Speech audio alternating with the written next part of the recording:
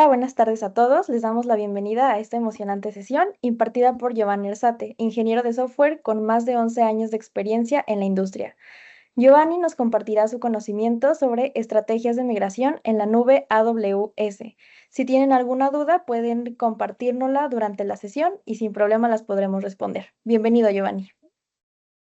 Hola, gracias. Buenas tardes a todos. Gracias por conectarse.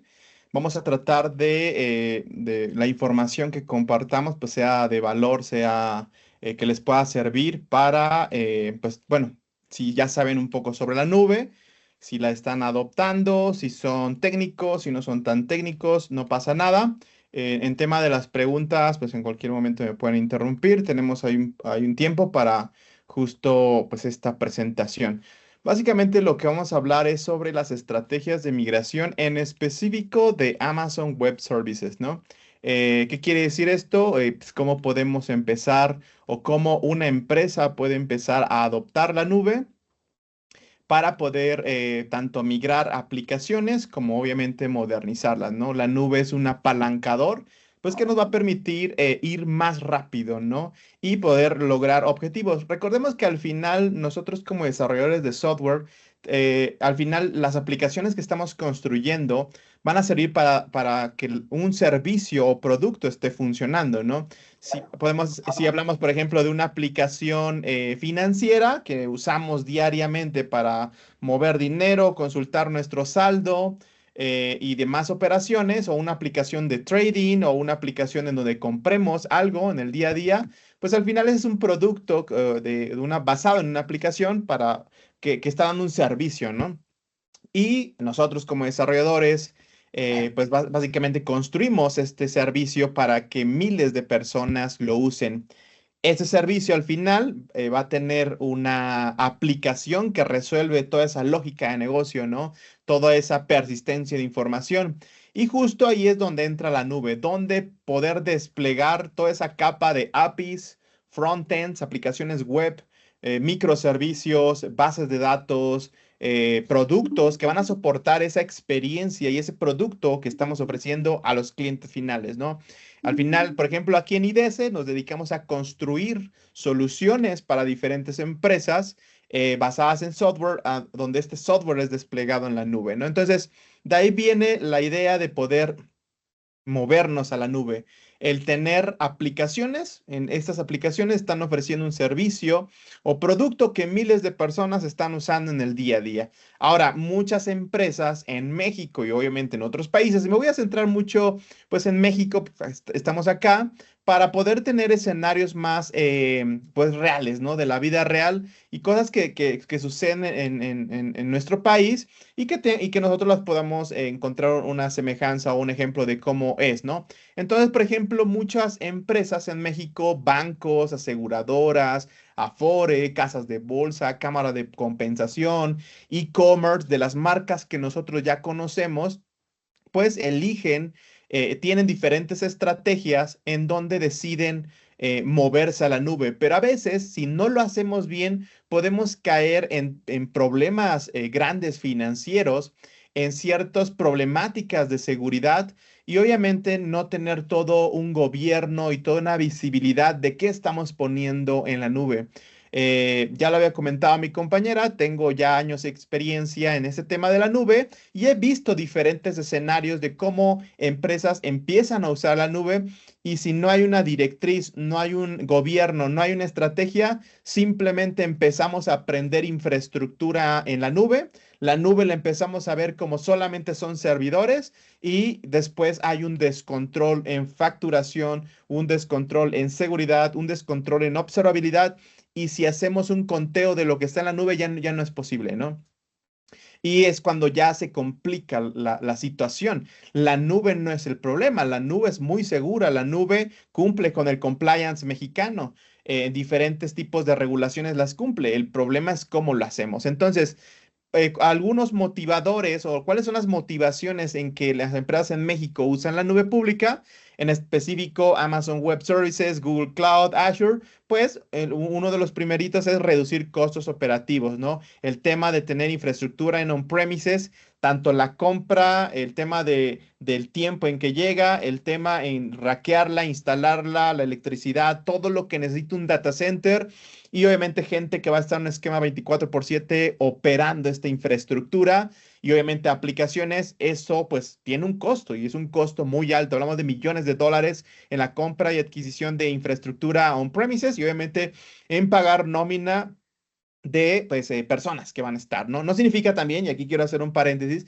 que en la nube no va a haber personas que van a estar vigilando la nube, ¿no? Ese es un tema que abordaremos, pero no se lo lleven con esa visión.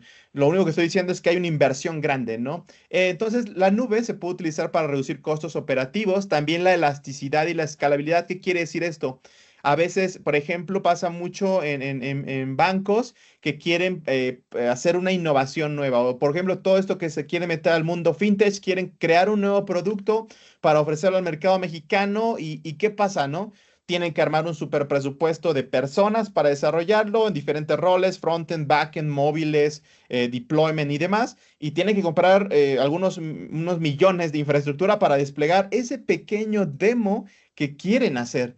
Y esto, pues, es una gran inversión que cuando nosotros presentamos el presupuesto con los tomadores de decisiones de empresas grandes, por ejemplo, financieras, es cuando dicen, oye, está súper carísimo, mejor no probemos nada, ¿no? Y por eso a veces eso reduce el tema de la innovación, ¿no? Lo detiene. Entonces, la nube nos va a permitir iniciar a desplegar y a crear aplicaciones muy rápido, de una forma muy ágil y que éstas puedan, pues, crecer, ser elásticas cuando el tráfico ingrese, cuando haya demanda y también tener infraestructura que podamos, pues, crecer en capacidades respecto básicamente a la demanda. Y esto, pues, permite la innovación, ¿no? La agilidad en poder desarrollar y la innovación en poder ofrecer productos al mercado mexicano de una forma muy rápida.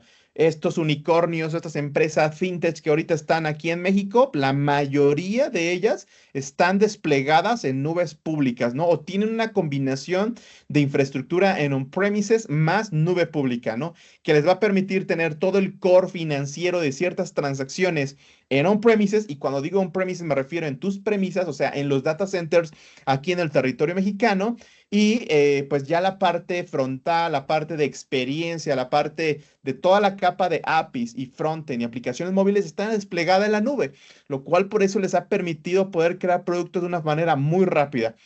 Después hablaremos del tema del compliance. Aquí es importante considerar que en ciertas industrias, en seguros, afores, cámara de compensaciones, empresas de trading y obviamente los bancos, pues tienen regulaciones que también se tienen que cubrir y que la nube pública las tiene y se puede poner aplicaciones en la nube pública, ¿no? Importante, quiero que se lleven que los reguladores no es que prohíban el uso de la nube, más bien hay ciertas autorizaciones que se tienen que hacer para que estas fintech o estas empresas puedan poner aplicaciones en la nube pública, ¿no? Entonces la nube pública es otra de sus motivaciones para poder usarla es mayor seguridad y cumplimiento, ¿no?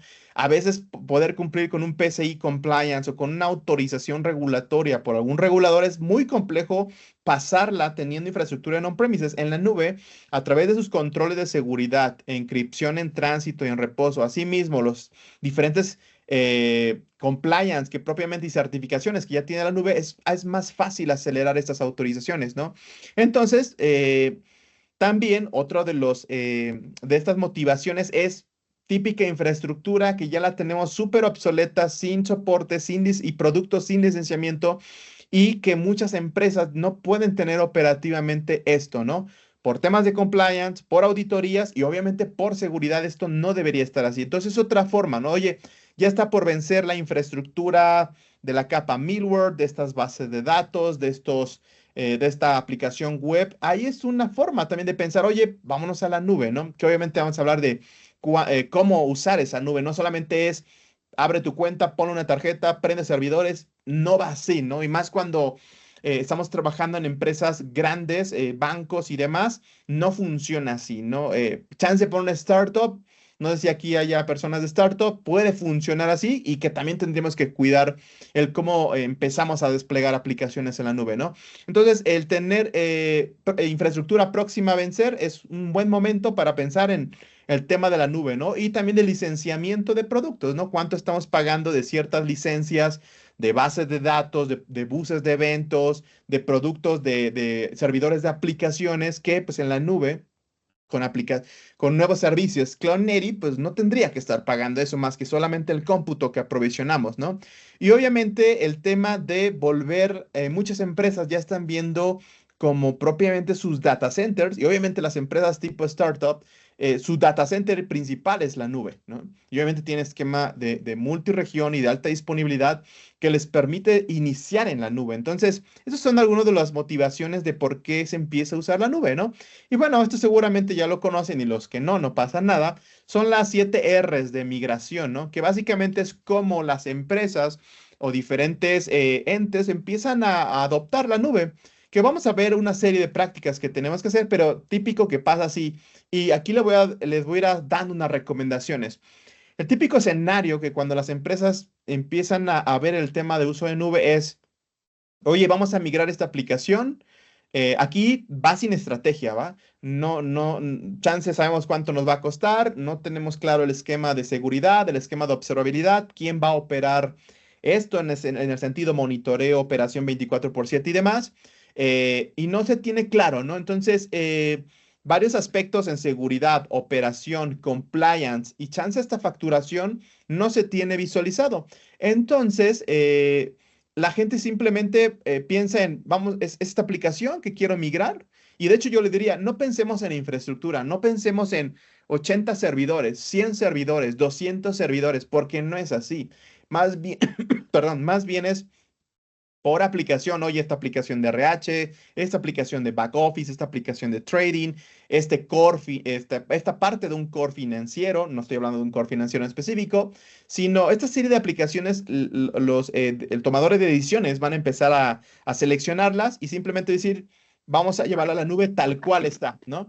Entonces, esta estrategia se le llama simplemente lift and shift, reubicar. Estaba en on-premises, en virtualización VMware, KVM, lo que se tenga, o nube privada, Nutanix, lo que sea.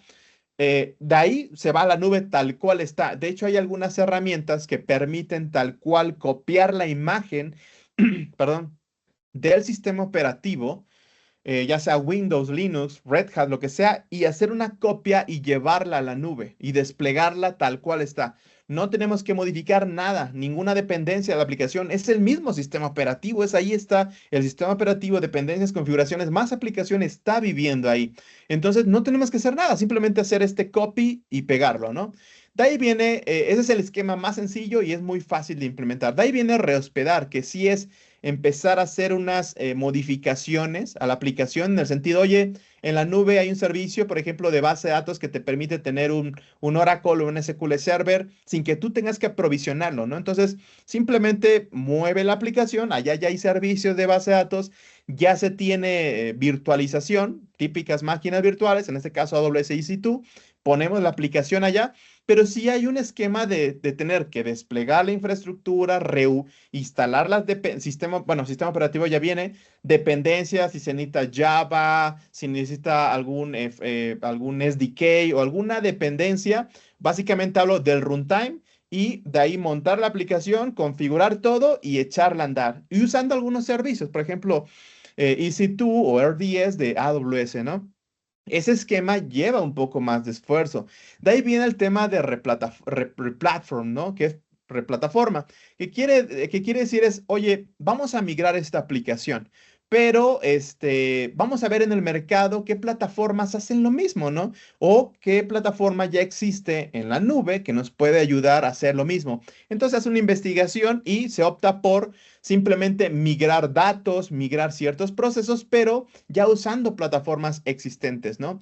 De ahí viene el tema de la recompra, que básicamente es poder reemplazar una aplicación a un SaaS posiblemente. Luego pasa y es común, oye, esta base de datos, por ejemplo, un Mongo, ¿no? Tengo un Mongo, una base de datos Mongo en on-premises, la voy a poner. En la nube, allá ya existe Mongo Atlas o ya existe Mongo DocumentDB o algún servicio que te puede ayudar, pero que ya está en modo SaaS. Por ejemplo, DocumentDB no es un SaaS, pero por ejemplo, Mongo Atlas podría funcionar como un SaaS, ¿no? Entonces empezamos a seleccionar ciertos servicios para poder migrarme a la nube, pero no tengo que desplegar nada. Son servicios ya hechos, ¿no? Después viene el otro esquema, que es el refactor, que básicamente ese es si vamos a modernizar la aplicación. Es una aplicación monolítica que está acoplado el front con el backend, tiene una base de datos SQL Server. Vamos a desacoplarla y empezar a migrarla, por ejemplo, a microservicios, o puede que nada más la movamos en la nube y empezamos a hacer una estrategia de poder desfragmentarla. Depende de las necesidades de transaccionalidad y demás. Recuerden que el uso de microservicios es respecto a necesidades. Entonces, Refactor ya es una estrategia que lleva planificación, diseño, planificación, ejecución, y obviamente es un tiempo, va a durar más esta migración porque es rehacer la aplicación, ¿no?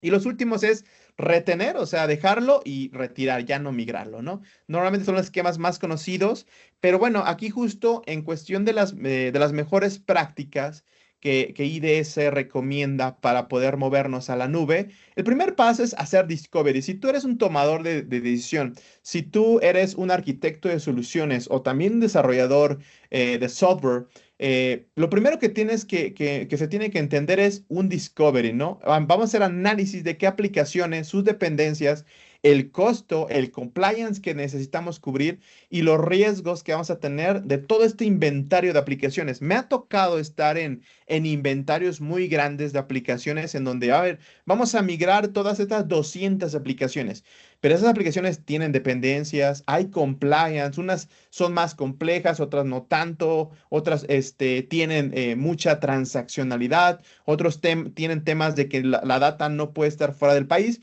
que obviamente ahora ya estando Amazon Web Services aquí en Querétaro, pues ya eso es una ventaja bastante en latencia y en residencia de información.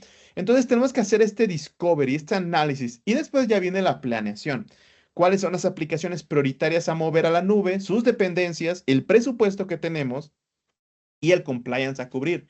Respecto a ese entendimiento, tenemos que priorizar, ¿no?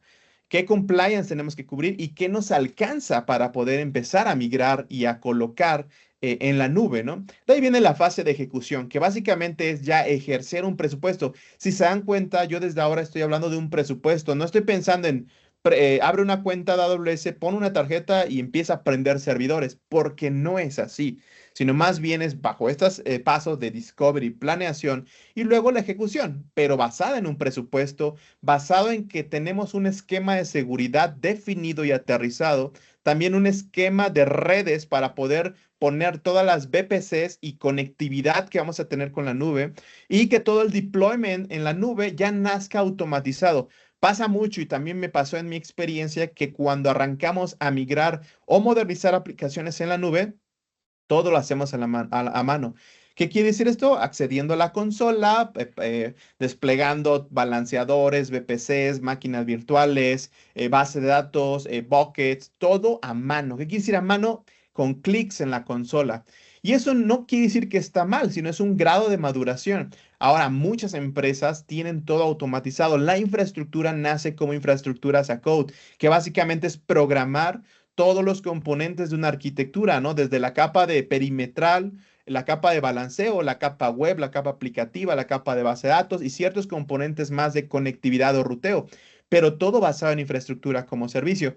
Si no hacemos esto, también va a ocurrir un descontrol y más si no documentamos, ¿no? Entonces, tener infraestructura como código nos va a permitir tener ambientes replicables y que eso también nos va a permitir optimizar costos. Y de ahí viene la instalación de las aplicaciones, ¿no? Ya que tenemos toda la infraestructura desplegada, la red segura, podemos ya instalar aplicaciones, ya sean frontends, backends, base de datos, migrar las bases de datos y demás, y cumplir con el compliance del país, hacerle pruebas de performance, de rendimiento y de estrés. Obviamente automatización en esquemas de CI/CD para poder integrar y desplegar continuamente y tener un gobierno cloud. ¿Qué es el gobierno cloud? El gobierno cloud es esta serie de buenas prácticas que tenemos que hacer en la nube. Cuando ustedes se pueden dar cuenta cuando una empresa no tiene estas prácticas, cuando simplemente, como les digo, ponen la tarjeta, empiezan a desplegar 8000 servidores y lo que va a pasar es que después van a tener, y me ha pasado a ver servidores en Europa, otros en Estados Unidos, ahora ya tenemos también infraestructura en México, entonces va a haber ambientes regados en diferentes regiones sin una visión de lo que se tiene desplegado, costos, seguridad, y ahí es cuando vienen los problemas graves de seguridad y auditorías que los reguladores hacen, en donde pues ahí ya pueden hasta recibir pues ciertas, cómo se les llama? Cuando, bueno, ciertas amonestaciones que les hace el regulador por no cumplir, ¿no? Y estas son monetarias, ¿no? Entonces, y sí son altas monetariamente. Entonces, para no caer en eso, tiene que haber un esquema de gobierno en donde tengamos que cumplir con la seguridad, con la red, con el compliance del país y obviamente una serie de buenas prácticas para el despliegue de estas aplicaciones. Y el último paso es la optimización. Una vez que ya tenemos todo esto desplegado en la nube, nuestras aplicaciones migradas o modernizadas en la nube, pues ya viene todo el tema de automatizar los ambientes y se van a destruir completamente con Terraform, por ejemplo, o van a existir y se tienen que automatizar para ahorrar costos. O nos ha pasado también ver proyectos ya desplegados en la nube y que se le tienen que hacer rearquitecturas para poderlos optimizar. En la nube existe todo el tema de reservas y saving plans que permite optimizar bastante los costos y con ello pues bastante economizar bastante los presupuestos, ¿no? Entonces, aquí estamos definiendo una serie de pasos para poder migrar correctamente a la nube, pero ahora seamos transparentes. Ocurren errores cuando no hacemos esto, ¿no? Por ejemplo, el que les digo, ¿no? Oye, ponle la tarjeta, abre tu cuenta en AWS y empecemos a aprender servidores, base de datos, y hay un descontrol totalmente. Eso se le llama lift and shift sin evaluación previa. Simplemente tal cual está, lo llevo a la nube y ahora el problema es en la nube. La nube, como yo les digo, es segura, es económica respecto al uso, te sirve para ser ágil, para poder innovar, pero tienes que hacerlo bien, ¿no? Entonces, no lift and shift sin planeación. También a veces no involucrar a la gente de negocio, donde negocio son las áreas donde salen los presupuestos para poder pagar toda la infraestructura, donde están alojadas las aplicaciones que están ofreciendo los productos de las empresas. A veces no hay alineación, simplemente es TI, ¿no? TI empieza a aprender todo, pero negocio no sabe nada. Entonces tenemos que hacer una relación de confianza para poder contar lo que vamos a construir y lo que me va a permitir la nube, que básicamente es agilizar, escalar y obviamente apalancarnos de la nube. La nube no es el objetivo, la nube es el medio para lograr los objetivos comerciales de las empresas, donde ahí vamos a poner nuestras aplicaciones. El otro punto de los terrores típicos es, pues no hay gobierno, ¿no? Prendo máquinas súper grandes, me ha pasado a ver máquinas súper grandes, buckets que no se usan y ahí tienen información que al final también puede ser vulnerada y se pueden robar esa información. Entonces, simplemente no hay gobierno, no hay seguridad, no hay una definición de red, simplemente usamos la nube. Tenemos ambientes mezclados, dev, QA, producción, UAT, sandbox, todo mezclado, están desplegados en múltiples regiones. No se hizo un estudio de latencia, de cuáles son las mejores regiones para ver qué latencia me va a convenir. No se hacen calculadoras o estimaciones de costos que nos van a permitir saber cuánto cuesta mi ambiente. Yo solamente sé que pago $1 millón, bueno, eso es mucho, $500,000 mensual, pero no sabemos en qué, ¿no? Entonces, es importante tener un gobierno. Y obviamente ignorar, no tener un equipo capacitado. Tenemos que capacitarlo. Eso es parte de un centro de excelencia, que hoy hablaremos de él. Y obviamente no hacer pruebas, no un prueba, un planteamiento de hacer un esquema de rollback. ¿Qué pasa si falla la migración? Me ha pasado a ver de simplemente vamos a migrar, apagamos on-premises y que ya mágicamente quede funcionando la parte cloud y sin tener un esquema de rollback, sin tener pruebas, medir latencia, checar replicación de información. No, al no hacer eso, vamos a caer en estos errores típicos de migración, ¿no? Ahora, ya hablamos de qué hacer, de cómo ir a la nube, ¿no?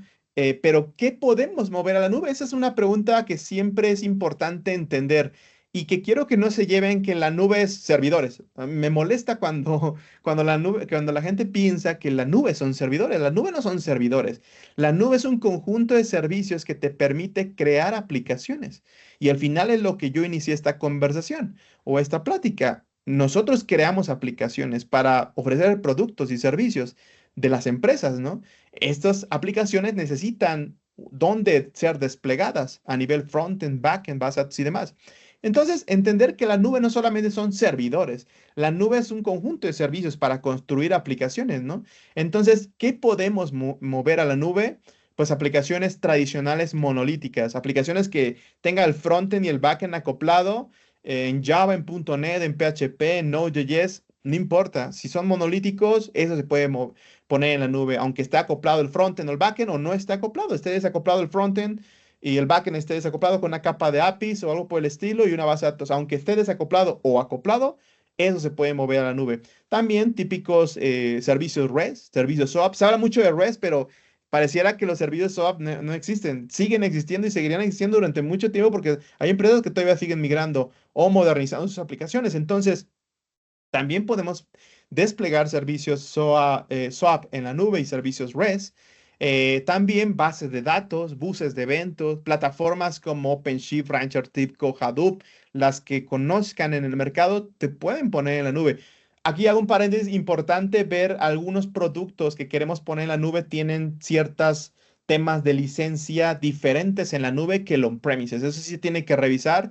Voy a poner ejemplo, si Hadoop tú lo tienes instalado en on-premises, chance la licencia es diferente en temas de cloud, ¿no? Pero siempre normalmente es accesible, pero sí tienen que revisarlo, ¿no? O poner un Oracle en on-premises a Oracle en la nube, se tiene que revisar ese tema de sus licencias, pero a lo que voy, todo tipo de plataformas se puede poner en la nube, ¿no?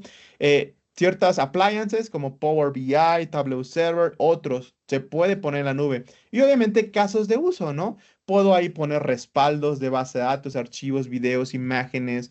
Puedo poner, implementar un esquema de DRP para continuidad operativa, para aplicaciones activo-activo, activo-pasivo, depende de la arquitectura que sea. Y tradicional, ambientes sandbox, o sea, ambientes no productivos, ¿no? Desarrollo QA o AT. Ahora, acá tengo algunas arquitecturas, ejemplo, no quiere decir que son todas, son arquitecturas de referencia de lo que podemos poner en la nube. Por ejemplo, tradicional, vamos a empezar, vamos a migrar a la nube con obviamente las buenas prácticas que ya les mencioné. Típica aplicación monolítica. Bueno, en AWS existe un servicio llamado EC2, que son máquinas virtuales que nos van a permitir tener sistemas operativos Linux, Windows y hasta Mac para ahí desplegar mi aplicación. Si yo requiero instalar JBoss o WebLogic o WebSphere Application Server, lo que quieran, ustedes pueden instalarlo. Es un sistema operativo, por ejemplo, Linux. Sobre eso montar mi aplicación, ponerla en alta disponibilidad como se ve acá a través de dos subnets y un balanceador que va a distribuir el tráfico a ambas máquinas virtuales y tener una base de datos en alta disponibilidad. En AWS se le llama multi-AZ. ¿Eso qué quiere decir? Tener una base de datos que es master y una base de datos en standby, que básicamente ahí es donde se va a estar replicando la información de la de master para tener un esquema de alta disponibilidad. En cualquier falla, pues vamos a volver la principal, la que era el standby, ¿no? Para tener un esquema de failover. Típica aplicación la podemos poner en esta arquitectura. Obviamente está puesta en una VPC y hay más componentes de seguridad que tienen que haber, pero de una forma muy rápida podemos poner una arquitectura para poder desplegar una aplicación monolítica. La siguiente arquitectura es una aplicación three-tier. ¿Qué quiere decir esta? ¿Qué quiere decir esto? Una aplicación tradicional de tres capas, que es la capa web, la capa de aplicación y la capa de base de datos. Se dan cuenta, está en alta disponibilidad. Cada uno de estos rectángulos representa una zona de disponibilidad. Una zona de disponibilidad en AWS es uno o más data centers. Y ahí nosotros podemos poner una capa de máquinas virtuales para mi aplicación web, otra capa de máquinas virtuales para la capa de servicios, que pueden ser REST SOAP, y la base de datos en alta disponibilidad, como ya lo he mencionado, multi-AZ, y balanceadores que son administrados por AWS y escalados por AWS que me van a permitir distribuir el tráfico entre las dos zonas de disponibilidad. Eso me permite tener alta disponibilidad y obviamente tener un tema de continuidad operativa si llegara a tener algún problema, alguna zona de disponibilidad de AWS. Entonces, y también vamos a tener auto-scaling groups que me van a permitir crecer O sea, poner más máquinas virtuales respecto a la aplicación web o o a la capa aplicativa si es que tengo alta demanda, ¿no? Eso se puede configurar y demás. Esta es una arquitectura basada en microservicios en contenedores. Aquí ya es cuando hacemos el patrón refactor, ¿no? ¿Qué quiere decir esto? Vamos a rehacer la aplicación. Vamos a fragmentarla en servicios. Para eso hay un servicio llamado Fargate que permite poder desplegar a contenedores, ¿no? Esos contenedores al final van a ser dockerizados y pues bueno, puedo tener aplicaciones Node, Java, Python, lo que sea, ¿no? Esas aplicaciones pueden ser backends o pueden ser frontends. Entonces tengo una capa de microservicios expuesta con un balanceador para exponerlo a mis diferentes aplicaciones y obviamente también tengo base de datos relacional para poder guardar data estructurada en el sentido o por esquemas para cada microservicio y una base de datos de caché para tener tiempos de latencia súper optimizados. Obviamente también tengo servicios para guardar las imágenes y demás. Y bien sabemos que está ya más de 10 años que tiene el servicio de Kubernetes. En AWS existe Kubernetes, que es el Elastic Kubernetes Service, y KES, el cual también a través de esta arquitectura, en donde tengo un balanceador que va a distribuir el tráfico a un clúster de Kubernetes, Kubernetes, a diferencia de ECS, pues podemos tener más contenedores, es un esquema administrado y sí les diría que obviamente hay que tener más experiencia en AWS para poder administrar un clúster de Kubernetes, pero me va a permitir desplegar muchos pods en instancias EC2, ¿no? Y si ya estamos hablando de aplicaciones que reciben millones de peticiones en lapsos de tiempo corto, ahí tenemos que implementar una arquitectura serverless, ¿no? ¿Qué quiere decir esto? Serverless es yo no administro la infraestructura. En la arquitectura anterior tenemos que administrar un clúster de Kubernetes. En la anterior tenemos que administrar un clúster de ECS Fargate y en la anterior tenemos que administrar máquinas virtuales. En esta arquitectura que vemos acá son serverless. Yo no tengo que administrar ningún servidor, ninguna base de datos. ¿Qué quiere decir esto? Si yo quiero hacer una aplicación web, una aplicación front que se va a desplegar, que se va a renderizar en un navegador, la puedo poner en un servicio llamada S3 de AWS. Este servicio es serverless, escala, pueden llegar millones de peticiones y yo no tengo que crecer ni escalar ni contenedores, ni servidores, ni nada. Él va a escalar respecto a la demanda, por eso es serverless y no tenemos que provisionar nada. Luego existe otro servicio que ahora este frontend es donde voy a tener el sitio web, ¿no? Y ese sitio web se va a conectar con una capa de APIs, ¿no? Entonces, para eso existe API Gateway de AWS. Es un servicio que me va a permitir desplegar APIs, HTTP, REST. A través de recursos yo voy a poder hacer diferentes operaciones get, pod, put, delete y con ello pues consumir funcionalidades, ¿no? Exponer funcionalidad basada en API. Atrás del API Gateway habrá lambdas que me van a permitir tener mi código. Y justo es lo que le decía hace ratito, no tengo que administrar en nada, no tengo que instalar un JBoss, un Tomcat, nada. En Lambda yo nada más empaqueto mi aplicación, puede ser Java, Node, Python, no estoy seguro si .NET, pero simplemente es empaquetar la aplicación y se va a ejecutar tantas veces sea invocado, ¿va? Y obviamente tiene esquemas de concurrencia y demás. Entonces el API Gateway es el que expone el API, la Lambda es la lógica de negocio y en AWS existe una base llamada Dynamo. Es una base de datos serverless que igual yo no tengo que aprovisionar nada. Obviamente esta es una base de datos clave valor que va a permitir guardar data no estructurada como JSON y con ello pues yo puedo estar haciendo peticiones de escritura y de lectura, hablando de millones de peticiones por segundo, ¿no? Entonces puedo tener una aplicación web con capa de APIs, backend y base de datos totalmente serverless. Serverless, como le digo, es sin servidor, no tenemos que administrar nada y poder desplegar una aplicación con una escalabilidad en donde hablamos ya de millones de usuarios en lapsos cortos. Cuando digo lapsos cortos me refiero a que pueden entrar en 5 minutos 30 millones de usuarios y después ya no. ¿Eso qué quiere decir? Que yo no tengo que tener prendido el frontend, un servidor, ni la capa de APIs, ni la capa de backend, ni la base de datos. Simplemente cuando se ejecuta es cuando me cobran, ¿va? Y bueno, de ahí tenemos otros componentes que van a permitir tener monitoreo y demás, ¿no? Pero las arquitecturas serverless son muy utilizadas en fintech para poder atender tráfico intensivo en ciertos lapsos de tiempo. No quiere decir que para cuando ustedes tengan una carga que puede ser picos de tráfico, luego disminuye, picos de tráfico, no puede ser. Las pueden usar para cualquier escenario. El punto es, este tipo de arquitectura normalmente va a atender millones de usuarios. Y también en AWS existen arquitecturas optimizadas para base de datos. ¿Qué quiere decir esto? Base de datos que van a permitir desplegarlas en un esquema multiregión. Normalmente en la nube vamos a tener un esquema de una región y multi-AZ. Multi-AZ significa múltiples data centers. Pero normalmente lo puedo poner como se ve en esta imagen, ¿no? Una base de datos donde escribo y otros dos nodos de base de datos donde se puede leer. Hay una base de datos de AWS llamada Aurora y esta te puede permitir un despliegue global. ¿Qué quiere decir este? Se llama Global Database. Este quiere decir que lo puedes desplegar en múltiples regiones y tener una base de datos distribuida hasta en 2 regiones o más. Esto me va a permitir tener aplicaciones altamente resilientes y que la base de datos esté distribuida para cualquier falla que llegue a pasar.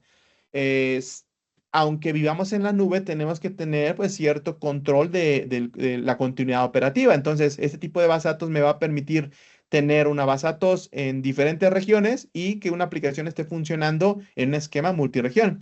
Y bueno, es una arquitectura data lake. También las personas que estén pensando en implementar un data lake en la nube, ya hay servicios en AWS que me van a permitir ingestar, procesar y distribuir información en formato de evento, API o archivo para poder estar creando e ingestando mi data lake y poder generando insights para negocio, ¿no? Ahora, hay ciertas herramientas ya en el mercado que sirven para migrar hacia la nube. Siempre que cuando arrancamos este tema de migrar a la nube, lo hacemos manual, chance con Terraform al inicio. Pero hay ciertas herramientas como el AWS Migration Hub, que básicamente es un visualizador de tu estrategia de cómo vas migrando si hablamos de 100, 200 o hasta 50, 30 aplicaciones, ¿no? Normalmente esto lo traemos en Excel y mapeado en un plan de trabajo. Bueno, con el AWS Migration Hub nosotros podemos ir visualizando cómo se coordina esta migración, ¿no? Ahora, con el AWS Application Migration Service, este sí es un servicio que me va a permitir migrar máquinas virtuales on-premises hacia EC2, que es el servicio de máquinas en la nube de AWS, ¿no? Y el servicio de Data Migration Service, DMS, es para migrar base de datos. Imagínense que ustedes tienen un Oracle o un SQL Server en on-premises y se quieren migrar toda esa, tanto el esquema como la data a la nube. Con DMS simplemente se conecta, se hacen ciertas configuraciones. Obviamente hay que tener VPN o enlaces dedicados y con ello podemos replicar la base de datos tanto para un esquema completo o posiblemente un esquema de replicación, ¿no? En arquitecturas ya avanzadas.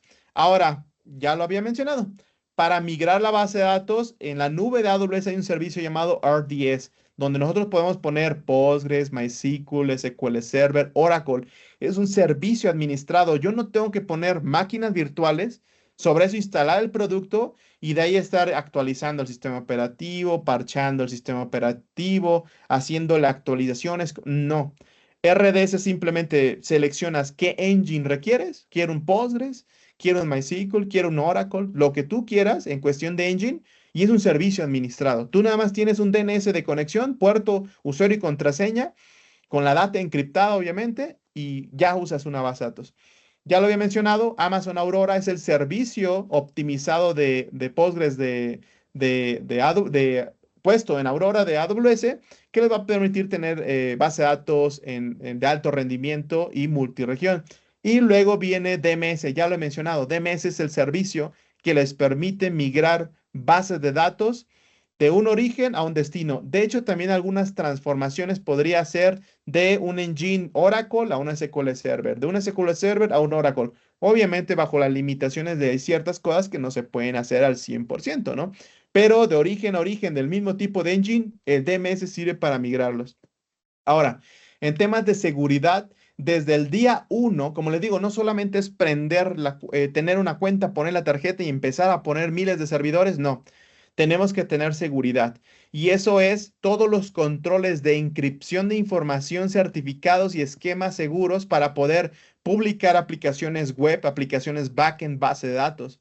La nube es segura, pero hay que saberla configurar. Y justo ahí es todo el esquema de encripción y cómo se va a estar moviendo y publicando nuestras aplicaciones y moviendo la data. todo el acceso granular de quién entra y qué puede hacer en la nube, y la auditoría de todos los eventos que suceden en la nube, y obviamente la seguridad que vamos a tener en la nube sobre el control del tráfico de red y componentes perimetrales de seguridad. Y por último, VPNs y enlaces. Siempre que las empresas empiezan a usar la nube, empiezan con VPN. Y estoy hablando de VPN cuando tenemos la nube y tenemos todavía infraestructura en on-premises y necesitamos tener esta conectividad, o necesitamos subir archivos, o necesitamos estar replicando la información, o necesitamos estar consumiendo un web service que sigue estando en on-premises, ¿no? Y eso siempre va a suceder cuando las grandes empresas adoptan la nube, ¿no?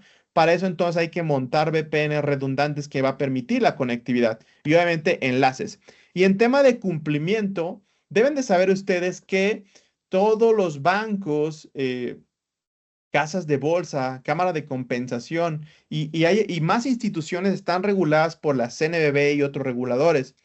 Entonces, cuando ustedes oigan de no puedo usar la nube porque no se puede, porque pues es un tema financiero, básicamente la idea es diferente, es sí podemos utilizar la nube pública. Existe un documento que es la guía de autorización para la contratación de servicios de terceros que provee la CNBV, que básicamente es un manual de qué le deben de presentar las instituciones de crédito, en este caso bancos, para que puedan utilizar la nube pública, AWS, Google Cloud, Azure, ¿vale? Entonces aquí dice todo lo que le tienen que presentar. Entonces el banco tiene que presentar toda esa información, la presenta con la CNBV y la CNBV le da la autorización siempre y cuando obviamente cumpla con lo que se requiere en ese documento, y le da la autorización del uso de nube pública, ya sea por aplicación o todo el data o todo el conjunto de servicios de nube que se indiquen en este carpeta, expediente, como se le pueda llamar o como se le llame. Cada banco tiene un nombre diferente que le da este documento. Entonces, sí se puede usar la nube pública, pero se pide una autorización. Ahora, cuando empezamos a usar la nube, se los había mencionado hace rato, tiene que haber conectividad con on-premises. Más que tiene, es necesidad. Siempre la nube se empieza a usar por las empresas y ya empiezan a desplegar máquinas virtuales, bases de datos, contenedores, aplicaciones front-end, back-end, todo, ¿no? Pero va a haber muchos sistemas on-premise que tienen que haber conectividad con ellos porque se van a consumir desde la nube o propiamente desde el on-premise los van a consumir lo que esté puesto en la nube, ¿no? Para eso entonces tiene que montar VPNs, ¿no? Una VPN básicamente es un esquema de conectividad que permite generar un canal desde el on-premise hasta la nube, en donde la información está cifrada. Normalmente esa VPN tendrá que estar redundante por si tiene algún problema, pues hay otro esquema de redundancia que va a permitir la conectividad. El tema que con la VPN, que como muchos sabemos, que esto viaja por internet, entonces aquí la latencia va a ser fluctuante, ¿no? Normalmente las aplicaciones arriba de los 200, 300, 500 milisegundos ya son tiempos altos, entonces tenemos que considerar que esto va a pasar. Cuando las empresas ya tienen un esquema más robusto o quieren mover gigas, petas, terabytes hacia la nube, imagínense que van a migrar una base de datos que pesa, no sé, 20 terabytes por la VPN que hablamos, esos serán horas de transmisión. Más que horas, días de transmisión de toda esa base de datos. Con un enlace dedicado, en este caso AWS tiene el servicio de Direct Connect. Direct Connect es el servicio que permite conectar los sitios on-premises, en este caso data centers on-premises, con la nube, a través obviamente de proveedores, ¿no? Esto puede ser Alestra, Neutrona, Centro. Hay bastantes proveedores de conectividad que ya son partners de AWS que permiten conectarte desde on-premise hacia la nube. La diferencia es que a través de estos enlaces nosotros ya no pasamos por internet, es una conectividad directa hacia AWS, lo más cercano hacia los data centers de AWS, y es una latencia sostenida y obviamente eso genera una renta mensual de pago de enlaces dedicados que vamos a estar pagando mensuales. Pero importante que esta es una conectividad directa, no está encriptada, importante decirles. Sí podemos ponerle Direct Connect, VPN sobre Direct Connect para que pueda hacer la información encriptada, pero por default no está encriptada. Entonces tenemos que considerar montar una VPN para que la información que viaje sobre Direct Connect pues esté encriptada. Y obviamente también Direct Connect podemos montarlo en un esquema en alta disponibilidad para tener múltiples enlaces dedicados. Hemos tenido casos en donde las empresas, por su transaccionalidad, porque están moviendo mucho tráfico, ya sea de on-premise a la nube o de la nube al on-premise, hablo de millones de transacciones diarias, pues se necesita tener un enlace redundante. Entonces se recomienda tener dos Direct Connect o dos proveedores de conectividad para poderlos aterrizar a una o a múltiples regiones de AWS. Y ya estamos a punto de terminar en el sentido de que en la nube van a escuchar mucho este concepto de aplicaciones cloud native. Las aplicaciones cloud native son aplicaciones robustas, escalables y seguras. Y no porque diga cloud significa que tienen que estar en cloud, pero el concepto de cloud native se concreta más en la nube. Son aplicaciones nativas, ¿no? En este caso, cuando decimos nativas, que podemos aprovechar todas esas ventajas nativas que tiene la nube, como la escalabilidad, la elasticidad, la seguridad y demás. Propiamente la nube ya tiene muchos servicios para hacer APIs, microservicios, base de datos, CI/CD, poder orquestar a través de flujos de eventos con SQS o con Kafka o algo por el estilo. Entonces, básicamente nosotros podemos ya construir aplicaciones cloud native en la nube usando sus servicios nativos, ¿no? Donde podemos hacer APIs, microservicios, eventos, bases de datos escalables, distribuidas y utilizar como que pues todo ese concepto, ¿no? Que básicamente son APIs, microservicios, eventos y CI/CD que me van a permitir tener aplicaciones robustas, escalables, seguras y que pues eso me va a permitir poder atender al negocio de una forma correcta. Ya para terminar, importante que en todo ese tema de las estrategias de migrar a la nube tienen las empresas que crear un centro de excelencia, como le quieran llamar, ¿no? Básicamente es un equipo dedicado a poder tener definida la estrategia de adopción de nube y que no nada más se tenga el, como les digo, poner una tarjeta y abrir una cuenta y empezar a desplegar 8000 servidores, sino más bien esté alineada con la estrategia que tiene el CEO, el CTO o si bien hasta del dueño de la empresa, ¿no? De cómo vamos a usar la nube para cumplir los objetivos comerciales de la empresa. Y pues también el centro de excelencia va a llevar toda la adopción, acelerar la adopción de servicios de la nube para poder pues crear aplicaciones robustas, ¿no? Tener un gobierno y crear el gobierno con las diferentes áreas de telco, seguridad, compliance, legal y demás, para que todo un conjunto de personas, ya lo habíamos dicho que es un antipatrón, que nada más TI prenda servidores y ya, sino más bien tiene que ir de la mano con con los objetivos de negocio. Entonces, justo todo ese gobierno se tiene que tener, ¿no? Y también llevar la parte de la nube, toda la operación. Obviamente eso me refiero a un equipo dedicado de operaciones que va a estar monitoreando, checando logs, creciendo infraestructura, todo el mantenimiento. Recuerden que yo les decía al principio, no es que desaparezca el área operativa, sino más bien vamos a optimizar costos por el uso de nube. Entonces, la parte de operaciones va a seguir existiendo. Tenemos que seguir monitoreando las APIs, los frontend, los backend, las bases de datos, haciendo planes de contingencia, DRP, prender el DRP. Todo eso tiene que haber personas, pero ahora en vez de que nosotros, tiene que cambiar también ese mindset de la operación porque la nube se opera de una forma diferente. Ya no tengo que instalar, rackear, switchear, nada tengo que hacer eso porque la nube ya está la infraestructura. Más bien ahora tengo que automatizar, monitorear, controlar costos, poner alarmas y demás para tomar acciones. Entonces el rol del operador en la nube cambia y se tiene que suceder, ¿no? El centro de excelencia también, la idea es promover todas las buenas prácticas y la experiencia interna sobre la migración de aplicaciones y que no solamente el quien migró una aplicación en un departamento sepa, sino básicamente es la colectividad del conocimiento y obviamente la capacitación para los diferentes roles, ¿no? Ahora, ¿cómo empezar? Ya para terminar, en IDS tenemos diferentes servicios en donde podemos apoyar a múltiples empresas. De hecho, ya las estamos apoyando, tanto financieras, seguros, Afore, retail, fintech en diferentes servicios, que básicamente es ayudarlos en su modernización de aplicaciones, usando la nube pública, administrar la nube pública no productiva, crear su estrategia cloud, multi-cloud, si es que no la tuviera, modernizar aplicaciones a través de asignación de equipo o de ser con células administradas y el cloud compliance, que básicamente es poder ayudarles a crear expedientes, a poder asesorarlos en cómo el equipo de normatividad va a presentar la autorización con el regulador, ¿no?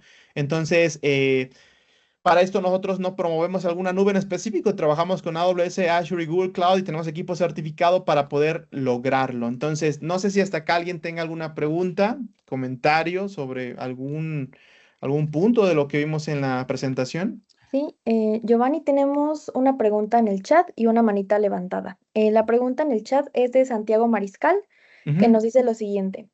Esas son las buenas prácticas, ¿verdad? Pero igual se puede tener máquinas virtuales y esta puede ser micro, es decir, no usar algún sistema ya administrado como Fargate K8S, es decir, nosotros ser como el controller, como un Bastion, pero son puro S2, es decir, comentó que para ser micro debe de estar con un container.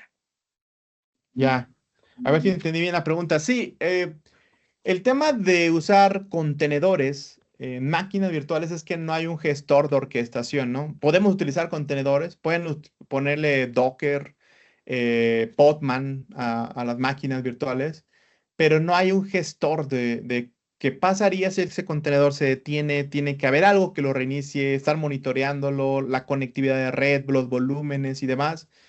Mi recomendación es no poner contenedores en máquinas virtuales donde no haya un sistema de orquestación. Ese sistema de orquestación va a ser ECS o Kubernetes. Nosotros, si desplegamos una aplicación en ECS o en Kubernetes, nos va a permitir poder tener una serie de ventajas a nivel seguridad, a nivel scheduling, a nivel deployment, a nivel la salud y el ciclo de vida de la aplicación. En ese caso, Kubernetes funciona y ECS hace también casi lo mismo. Entonces, yo no recomiendo poner contenedores en máquinas virtuales. Para desarrollo y QA sí, no para producción. Para ambientes de prueba, pues se puede utilizar, ¿no? Entonces, espero te haya respondido a tu pregunta. Y decías algo de Bastion, sí, mucho ha cambiado el tema de, en este caso AWS, el tema de los Bastion. La idea es no usar Bastions, para eso está Instance Connect y hay otro servicio que no me acuerdo cómo se dice, System Manager, que sirve para poder, bueno, ya. Instance Connect para máquinas públicas es el que te permite conectarte y System Manager te permite conectarte a máquinas privadas. Entonces, ha mucho cambiado el esquema de que el Bastion, pues, es inseguro, ¿no? Porque al final, pues, va a tener IP pública, obviamente lo vamos a conectar a través de certificados, pero, pues lo puedes vulnerar. Entonces, más bien, utilizar los servicios ya propiamente de AWS de conectividad como Instance Connect y System Manager para poderlo hacer, ¿vale? No sé si hay alguna pregunta más.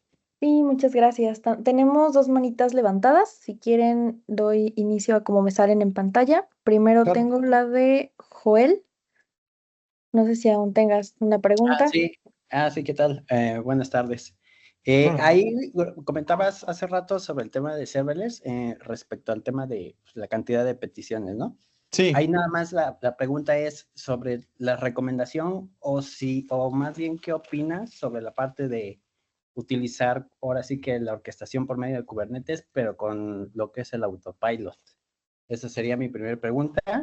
Bueno, ok. Y la segunda pregunta sería, comentaba sobre un patrón como tal de migración, ahí en caso de que diera un fallo, se aplicara un rollback. Sí. Entonces, si existe algún patrón como tal, el cual se fuera haciendo por capas, es decir, para evitar precisamente todo este tema tan feo del rollback, ¿no? Sí, de hecho yo traía una slide de ese, pero no sé por qué no está acá, pero bueno. De la primera pregunta, justo apenas recientemente he usado Autopilot en esquemas serverless para optimizar cosas a escala cuando lo requiere.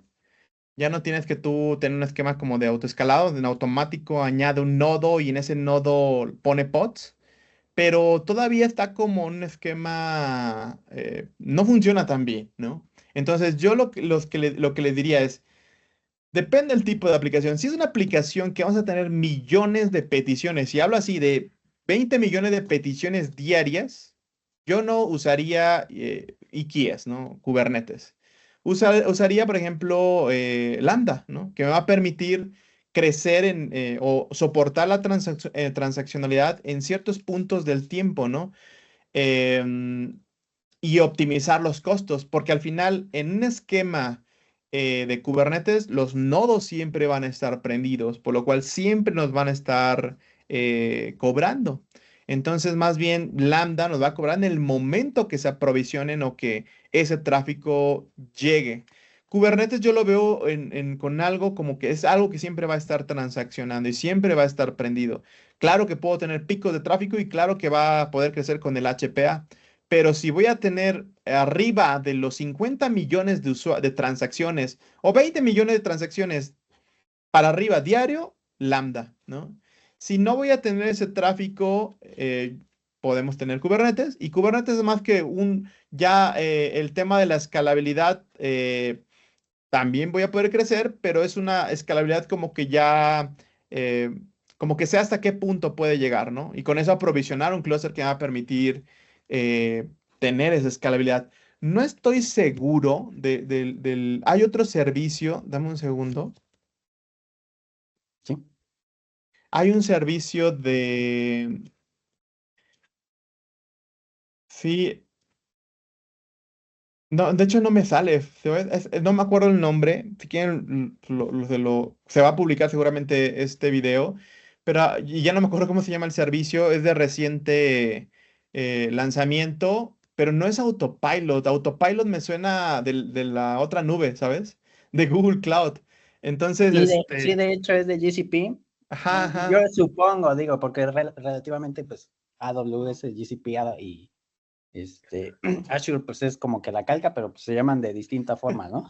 Sí, yo sí cuando me dijiste Autopilot digo, no, no, o sea, pero hay otra cosa, no me acuerdo cómo. Carpenter, ya me acordé. Carpenter es el autoscaling inteligente que solamente funciona en este caso en EKS, que es el Elastic Kubernetes Service, en el Kubernetes de AWS. Y ese es el que te permite tener, te crea nodos, y justo es la explicación que te daba. Se crean nodos cuando los pods necesitan distribuirse en diferentes nodos y esos nodos no existen. Te crea los nodos, pone los pods ahí, funciona y acepta el tráfico, y cuando ya no tienes ese nivel de transaccionalidad, destruye los nodos. Pero se llama Carpenter. No tiene mucho, no sé si como 3 años aproximadamente, pero eso permite escalar tu clúster de Kubernetes de una forma muy optimizada en costos y en tiempo. El autopilot que tú dices es el de Google Cloud, ¿no? Que es un servicio donde tú ya no tienes que desplegar ningún clúster, simplemente despliegas tus imágenes y autoadministra los pods, ¿no? Sí, exacto. Sí, sí, sí, espero haya respondido tu pregunta, pero te recomendaría echarle un ojo a Carpenter. Es el autoscaling propiamente bueno, no propiamente, es un open source que lo puedes instalar en EKS, y con ello puedes hacer autoscaling bajo demanda, ¿va? Perfecto. Super. Muchas Gracias, gracias. ¿Alguna Giovanni. pregunta más? Sí. Sí, tenemos la mano levantada de Fernando. Hola Giovanni, buenas tardes. Muchas Hola. gracias por la charla, muy interesante. En la parte de gobierno que has mencionado de la nube, Sí. quería saber tu opinión. ¿Qué opinas sobre las herramientas nuevas que se llaman de FinOps, que te ayudan un poco a ese gobierno, sobre todo financiero, ¿no? Para no gastar de más en la nube, porque como bien has mencionado en tu charla, muchas empresas se vuelven locas y se ponen a comprar servicios que luego casi ni ocupan, ¿no? Entonces, ¿qué te parece esa parte? Porque como yo viéndolo desde mi mirada comercial, como un área de oportunidad para todos los clientes que tenemos en los que les estamos ayudando en sus temas de migración y de gestión de la nube. Sí, hay herramientas ya que se pueden instalar en la nube para justo escanear todos los recursos y de ahí darte una optimización, ya sea de saving plan, reserva, eliminación de recursos y demás. Pero no a todos a los clientes les gusta que tengas que aprovisionar herramientas sobre su infraestructura. Entonces, lo típico es seguir el Well Architected Framework en específico de AWS para poder hacer una serie de buenas prácticas que parte de ellos van a cuidar el budget. También crear alertas y presupuestos en AWS del consumo. y implementar prácticas de FinOps para poder optimizar los costos. Como le decía, si desde el día uno no tenemos una estrategia definida y simplemente comenzamos a aprender servidores, base de datos, me ha tocado ver mezclado los ambientes de QA producción, también la facturación sucederá lo mismo. Vamos a tener una facturación súper elevada y a veces he escuchado de sale y no me gusta mucho, pero dicen es que sale más caro la nube que comprarlo en on-premises, ¿no? Pero no es que sea eso, ¿no? La nube puedes empezar desde pequeñito, ir creciendo, pero también vamos a ser transparentes. Poner un SAP en la nube de AWS o en cualquiera desde el día uno representa una inversión grande, ¿no? Voy a poner un ejemplo, máquinas súper grandísimas donde va a estar instalado el producto del SAP. ¿Por qué? Porque así lo requiere, propiamente la especificación de capacidad. Pero en on-premises, poner ese monstruo de infraestructura es una inversión grande en millones de dólares. En la nube también será muy similar, pero en la nube hay un esquema llamado reservas, que si tú te comprometes a estar un año, te pueden hacer un descuento hasta el 30%. Eso en on-premise no sucederá. Tú tienes que pagar toda la infraestructura de jalón, en cash, todo, del primer día, ¿no? Y si no, no te llega la infraestructura y si no, no puedes instalar el producto. En la nube, entonces tú puedes poner reserva. Si quieres hacer reserva 3 años, por ejemplo, un SAP es típico que se va de reserva porque siempre va a estar disponible en el día, en la noche y es una necesidad de las empresas. Entonces, desde el día uno vamos a reservar y mi recomendación es reserva un año. ¿Por qué 3 años no? Primero prueba en un año, ve monitoreando, ve viendo cómo se comporta la infraestructura, ve viendo si puedes optimizar el tamaño. Y en ese año de monitoreo, solamente que reservas nada más un año, el segundo año ya te vas a dar cuenta si vuelves a reservar uno o ya vas para dos o vas para tres. Y cuando reservas a 3 años ya son descuentos grandes que no van a suceder en on-premises. Entonces, ese es un esquema de buena práctica, el tema de la reserva. También está el saving plan, pero también está, como lo mencionaste, el FinOps, que es una serie de buenas prácticas y control y monitoreo de la facturación de N cuentas, de N proyectos, para poder cuidar la salud financiera. Por eso les digo, la nube no es el objetivo, la nube es el medio para poder agilizar, tener innovación en las empresas, pero importante día uno tener en mente la facturación. He visto facturación muy grande por no tener una buena administración, ¿no? Y hablamos de así mensualmente pagar millones de dólares por no tener del día uno un buen plan, de un buen plan, que justo esto hay que poner, para eso es la importancia de crear un centro de excelencia y que ese centro de excelencia tenga la visión del CTO, del CEO y con ello cuidar seguridad, redes, facturación, gobierno y demás aspectos de la nube. Uno de los más importantes, obviamente, es el budget y pues hay que cuidarlos. Y si no tenemos toda esta serie de prácticas y herramientas, puede salir más caro la nube que el on-prem, ¿va? Ok, muchas gracias. Sí, Gracias, Giovanni. Tenemos más preguntas. Vamos sí, a alternar una de la que tenemos en el chat y después quien tenga la manita levantada. En claro. el chat nos pregunta Alejandro, en temas de seguridad, ¿qué nos puedes platicar de la creación de un landing zone y el uso de módulos curados? Ok. Sí, no sé a qué se refiere con los módulos curados, si puede dar más contexto, pero en tema de la landing zone, es uno de los aspectos, de hecho aquí lo traemos, es uno de los aspectos iniciales en el governance, ¿no? Pues déjenme por acá, que es justo la parte de la seguridad en la red, ¿no? Desde el inicio tenemos que crear un diseño de red para poder desplegar nuestras aplicaciones. Importante, como le decía, desde el día uno tenemos que tener la definición o armar el equipo o tener la visión clara de cómo va a ser nuestro esquema de red, ¿no?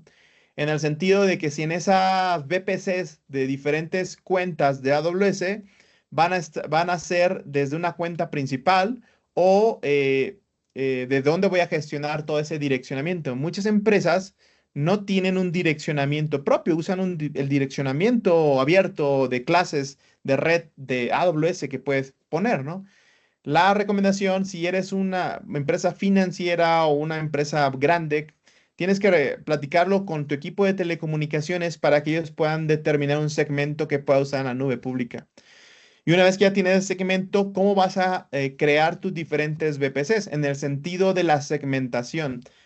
Para la segmentación, tú tienes que entender cómo es el diseño de tu aplicación. Si tienes capa aplicativa, capa front, capa de base de datos, buses de eventos, un data lake, ¿qué vas a tener? Y respecto a eso, entender cuántas IPs tú requieres. Hace rato una pregunta que me decían, oye, en cuestión de escalabilidad, en temas de serverless. En serverless no pasa nada en temas de IPs porque justo son servicios que no están desplegados dentro de una red y que si crecen, tú no te vas a preocupar por la red. El punto en cuestión de la VPC, sí tienes que hacer un análisis de la transaccionalidad esperada que va a tener tu aplicación para con ello decir, oye, yo requiero un segmento 16, un 24, un 20, un 21 y saber cuántas IPs vas a tener disponibles para poder escalar en el momento que se requiera. De hecho, me pasó un escenario en algún momento, tenía una aplicación que recibía mucho tráfico en la noche porque en ese momento se metía mucha gente y en ese proyecto no se diseñó correctamente la VPC, por lo cual las IP se quedaban cortas. En el momento en que los contenedores y máquinas virtuales se trataban de instanciar, pues ya no podían instanciarse porque no había IP disponible. Entonces, el tema de la creación de esta landing es eh, definir el tipo de arquitectura, tu equipo de telecomunicaciones del segmento y de ahí crear VPC respecto a las necesidades de escalabilidad y respecto a las necesidades en cuestión de arquitectura. El otro de los modelos curados, no sé a qué te refieras, si igual si me das contexto, pues, y si sé, pues te contesto, ¿no? Pero en cuestión de la landing, sí. Y eso estoy hablando de la VPC, ¿no? Obviamente también tenemos que tener todo el esquema de seguridad, cuentas, políticas de seguridad que se podrían inyectar desde la organización y demás. Todo eso puede ser controlado con Control Tower de AWS o todo esto definido con Terraform para que el despliegue pues tenga un gobierno, ¿no? Ya definido. Bueno, eso te puedo contar y un poco así como que de mi experiencia. No sé si hay otra pregunta. Gracias, Giovanni. Sí, tenemos la mano levantada de Santiago. Hola, ¿qué tal? Una pregunta. Hace rato estabas comentando sobre Web Architect y justamente estabas presentando el framework o la pila de AWS Ajá, sobre pues, el monolito, los microservicios, los serverless. sí. Mi pregunta va más orientada a, ¿tú qué opinas sobre la combinación de nubes? Es decir, Azure, AWS y Cloud, GCP. Sí, en cuestión de, bueno, hay empresas, y de hecho ahorita justo he estado atendiendo unas que ya piensan en un esquema multicloud. Bueno, más que piensen, necesitan un esquema multicloud. Y más que necesitan, van a tener un esquema multicloud. Entonces, no es como de, vamos a combinarla para ver qué sucede. Básicamente todo esto sale de las necesidades, ¿no? Y por ejemplo, el caso que te cuento de, hay clientes que ya requieren usar un multicloud es por necesidad. Voy a poner un ejemplo. Imaginemos que quieren desplegar 50 aplicaciones en Google Cloud, ¿no? La pregunta es, ¿y por qué también desplegarlas en otra nube? Todo este tema es por la continuidad operativa. Y por ejemplo, ahorita que que las regiones de Google, AWS y Azure están aquí en México, en Querétaro y cerca de ahí, eh, esas empresas dicen, "No, yo quiero 50 aplicaciones en Google Cloud y necesito también ponerlas en Azure o en AWS. ¿Por qué? Por la continuidad operativa. Si algo le llega a pasar a la región, que ojalá nunca pase, en la región, por ejemplo, de AWS aquí en México, y no está disponible, imagínate la bronca, ¿no? En el sentido de, imagínate que tienes, voy a poner un ejemplo, no quiere decir que es real, un core bancario desplegado ahí en Amazon Web Services a través de máquinas virtuales y toda la onda, ¿no? Imagínate que eso detiene la operación, pues todo el día, imaginemos que no esté disponible todo el día. Ojalá nunca suceda. Entonces, las empresas de este tipo, que ya ponen aplicaciones muy robustas, muy complejas, eh, no puede nada más dejarlas en una nube en específico. Ahí ya es una necesidad de continuidad operativa y resiliencia y disponibilidad, tenerla que tener en otra nube para que si algo le llegara a pasar a toda la región, pues puedan switchar la operación a otra nube. Estoy hablando de, por ejemplo, Azure, ¿no? Y seguir operando allá. Pero para ello hay una serie de implicaciones. Por ejemplo, replicar las bases de datos, replicar archivos, replicar toda esa serie de componentes que se están generando, que generan rows. En este caso, bases de datos, archivos, registros, lo que sea que se está generando en una región, eso se tendría que estar replicando a la otra. Y aquí ya hablaríamos de que tiene que haber conectividad entre nubes para poder estar replicando esa información, base de datos, buses de eventos, archivos, lo que sea. Entonces, básicamente no es por moda, no es que queremos AWS y también Google Cloud y Azure, sino es por necesidad y por un esquema de continuidad operativa, disponibilidad y alta disponibilidad, ¿no? Que se tiene que tener. Entonces, por eso lo hacen las empresas y importante que eso incrementa el costo, ¿no? ¿Qué quiere decir esto? Imagínate que todo está prendido, la región principal va a ser AWS y el secundario va a ser Google Cloud en el sentido que tendremos que estar replicando todo y en algún momento de alguna falla y que que se tendrían que hacer esas pruebas de conmutar el tráfico hacia la otra región y prender todo y que todo siga funcionando en la otra región. No es sencillo, son de las arquitecturas, creo yo, más complejas.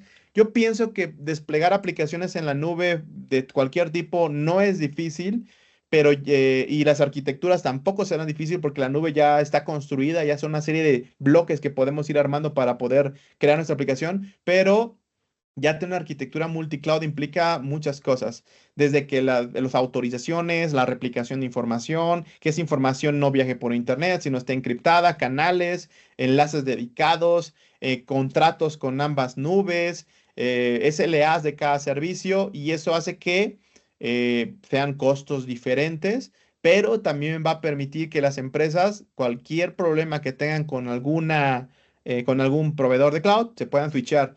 Es importante también que ahí viene un buen diseño, ¿no?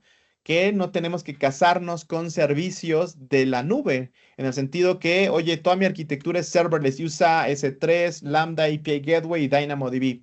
Son puros servicios de AWS y si tú quieres switchar eso mismo a Google Cloud, allá no hay Lambda, allá no hay Dynamo, obviamente están sus símiles, entonces tenemos que crear aplicaciones más basadas en contenedores, servicios de base de datos similares que me permitan migrar o moverme de una nube de una forma más rápida. Entonces hay implicaciones, como les digo, esas son las arquitecturas que yo sí considero complejas en operación. Y obviamente en el diseño de la arquitectura, ¿no? Imagínate, si una empresa ya nace en la nube y quiere ser multicloud, tiene que pensar en que tiene que usar contenedores para tener arquitecturas muy, pues que permita el poderlas transportar, ¿va?